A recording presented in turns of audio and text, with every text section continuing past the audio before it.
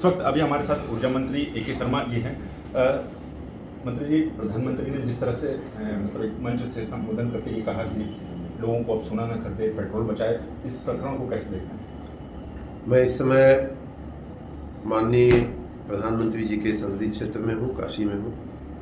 माननीय प्रधानमंत्री जी का काशी के प्रति अपार प्रेम है, माँ गंगा के प्रति, माँ भगवान विश्वनाथ के प्रति, इस धाम के प्रति उनकी अपार श्रद्धा और प्रेम है। और उसी प्रेम के तहत उन्होंने काशी की सेवा करने का व्रत लिया है।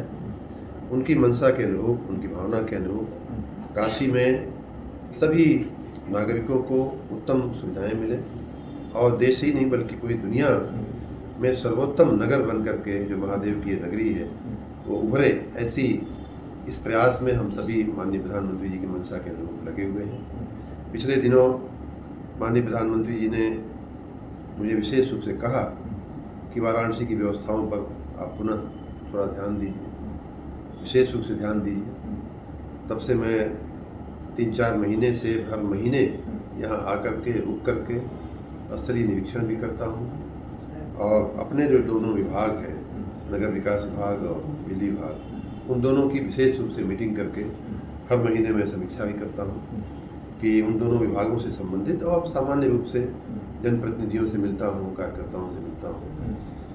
कहीं कोई आवश्यकता होती है सरकार की तरफ से तो उसके निराकरण की प्रयास करता हूँ। बहुत ही अच्छे परिणाम देखने को मिल रहे हैं। आपने स्वयं देखा होगा कि बनारस की, मेरा अपना ही विभाग है, फिर भी पिछले 4 महीनों में बहुत तब्दीली आई है पहले की अपेक्षा। कल मैं रात को निरीक्षण के लिए भी निकला था, स्थलीय निरीक्षण के लिए।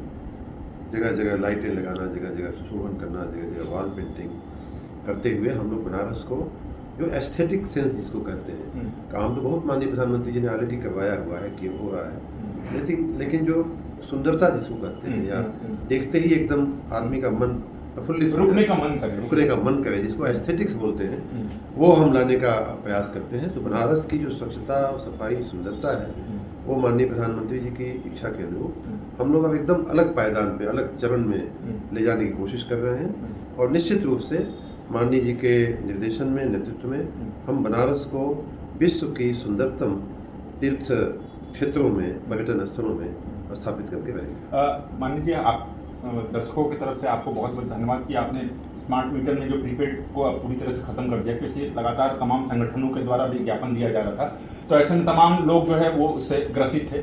तो अब जिस तरह से प्रधानमंत्री ने आह्वान कर दिया, तमाम मंत्रिमंडल में भी लोग जो है मतलब गाड़ियां छोड़ रहे हैं, इलेक्ट्रॉनिक गाड़ियां कर रहे हैं, लेकिन विपक्ष जो है इस पर ही कटाक्ष कर रहा है। देखिए, विपक्ष को कुछ मुद्दा नहीं मिल रहा है तो रोज बरोज की इधर उधर की बेमतलब की बातों को उठा करके, उड़ा करके बल्कि कह लीजिए, उनको अपना दिन निकालना होता है।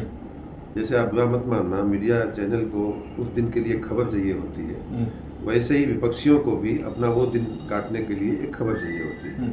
तो उसी के तहत वो कहीं कोई नुस्खा मिल गया तो उसे लेकर के चल पड़ते हैं। उनके पास कोई गंभीर वो तो प्रधानमंत्री जी को भी नहीं छोड़ा। माननीय प्रधानमंत्री जी एक बहुत ही संवेदनशील राजनेता हैं, स्टेट्समैन हैं। जैसे ही देश में इस बात का आभास उनको हुआ कि हमारा देश थोड़ा सा समस्या से या चुनौती से गुजरने वाला है, वैसे ही उन्होंने देशवासियों का आह्वान किया और स्वयं का उदाहरण प्रस्तुत किया 2 गाड़ी से चलने का।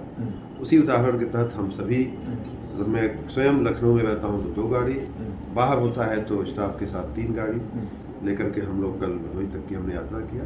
और हमारे सभी मित्र, हमारे सभी मंत्रीगण, सभी हमारे कार्यकर्तागण को भी हमने कल भी ट्वीट करके और फेसबुक पे हमने मैसेज दिया था कि आप कहीं हमको रिसीव करने ना आए, कहीं जमघट ना करें, कहीं जमावड़ा ना करें, आने जाने की कोई आवश्यकता नहीं है।